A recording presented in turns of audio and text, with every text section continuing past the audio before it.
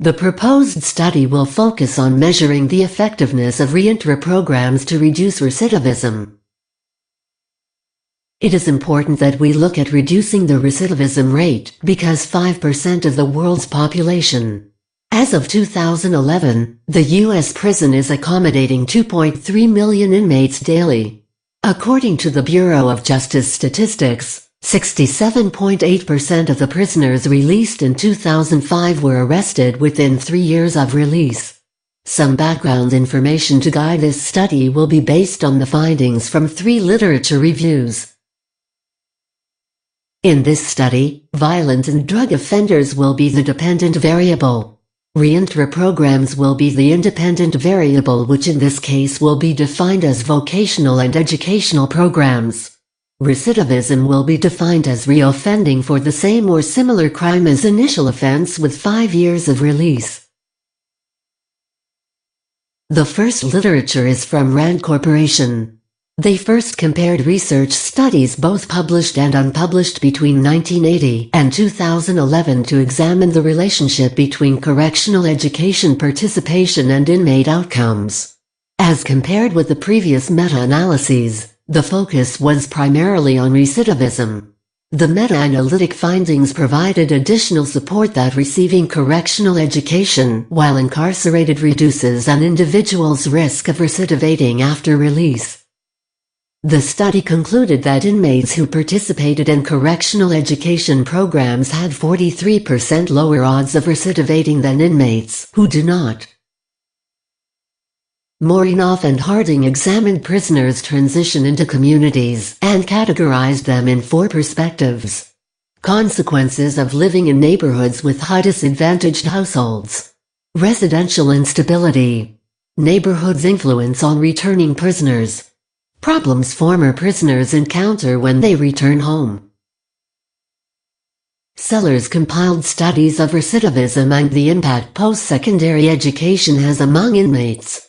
Study concluded that imprisonment was not successful at rehabilitating inmate in comparison to inmate who received post-secondary education while incarcerated. This study will be an explanatory study.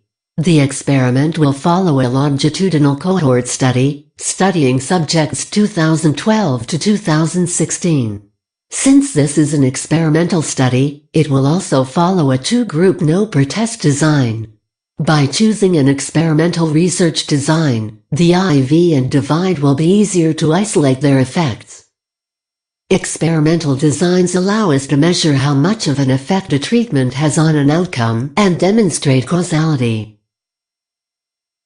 The sample frame will be adult male offenders 25-35 years old.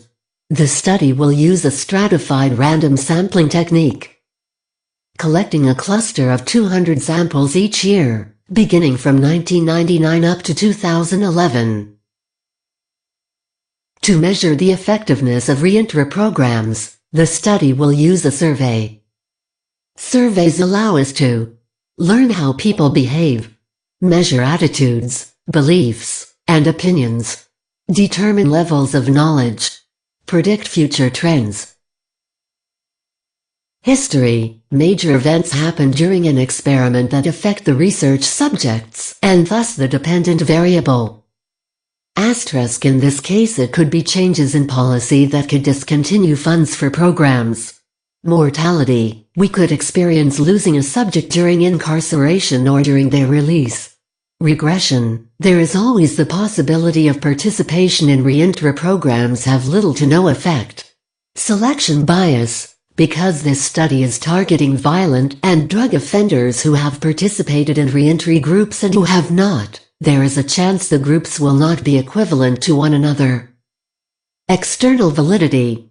There is a failure to ensure that the subjects assigned to the experimental and control groups are more or less equivalent with respect to the variables that might influence the dependent variable. This study is only generalizable to the population being studied. Longitudinal studies cannot provide quick insight into the status of a social situation or phenomenon. The downside of experimental research is that they require much time, money, and control. They have a high risk for potential ethical concern.